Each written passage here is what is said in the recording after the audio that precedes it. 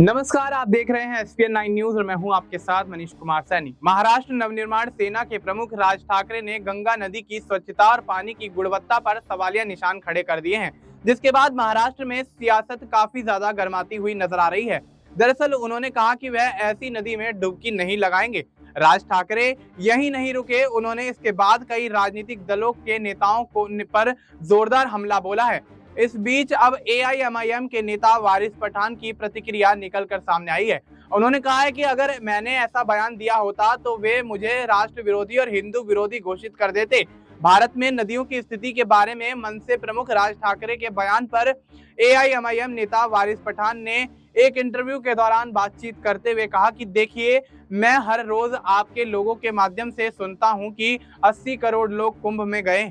अब किसने इनकी गिनती की ये तो मुझे नहीं पता, लेकिन अगर मैंने ऐसा बयान दिया होता तो वे मुझे राष्ट्र विरोधी और हिंदू विरोधी घोषित कर देते और मुझे सलाखों के पीछे भी डाल देते। वारिस पठान ने कहा कि राज ठाकरे ने कहा है कि वे कुंभ के पानी को नहीं छुएंगे क्योंकि उस पानी के कारण लोग बीमार पड़ रहे हैं। अब भारतीय जनता पार्टी की सरकार उनके खिलाफ क्या कार्रवाई कर रही है, वे कुछ नहीं करेंगे।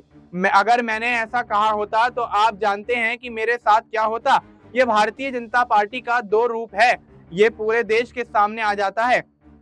अब राज ठाकरे को कब राष्ट्र विरोधी घोषित करेंगे, ये तो मुख्यमंत्री देवेंद्र फडणवीस को आकर बताना चाहिए। दरअसल पिंपरी चिंचवाड़ में अपनी पार्टी के 19वें स्थापना दिवस के अवसर पर आयोजित एक कार्यक्रम में बोलते हुए राज ठाकरे ने कहा कि उनकी पार्टी के नेता बाला नंदागांवकर प्रयागराज में हाल ही में संपन्न हुए महाकुंभ से पवित्र जल लेकर आए थे, लेकिन उन्होंने इसे पीने से इनकार कर दिया।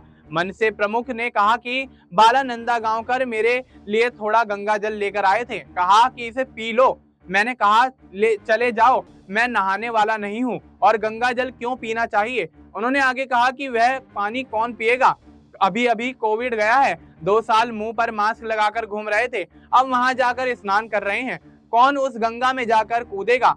श्राद्ध का भी कुछ अर्थ होना चाहिए। मैंने लोगों को अपना शरीर रगड़कर गंगा में नहाते हुए देखा है, कई कपड़े धो रहे थे। आस्था का भी कुछ मतलब होना चाहिए। अब ऐसे में राज ठाकरे के इस बयान के बाद महाराष्ट्र के अंदर सियासी माहौल गर्माता हुआ दिखाई दे रहा है और जिस तरह से वारिस पठान उनके इस बयान को लेकर बोलते हुए नजर आ रहे हैं, तो अब देखना यही होगा कि क्या महाराष्ट्र की महायुति सरकार राज ठाकरे के बयान पर कुछ पलटवार करती हुई नजर आती है, या जिस तरह से वारिस पठान यहाँ पर सवाल करते हुए नजर आ रहे हैं, उनके सवाल का जवाब यहाँ पर महाराष्ट्र की सरकार देती हुई नजर आएगी। फिलहाल आपको इस मुद्दे पर क्या कुछ लगता है, आप अपनी राय हमें कमेंट करके बता सकते हैं। बाकी देश और दुनिया से जुड़ी तमाम जानकारी के लिए आप देखते रहिए SPN 9।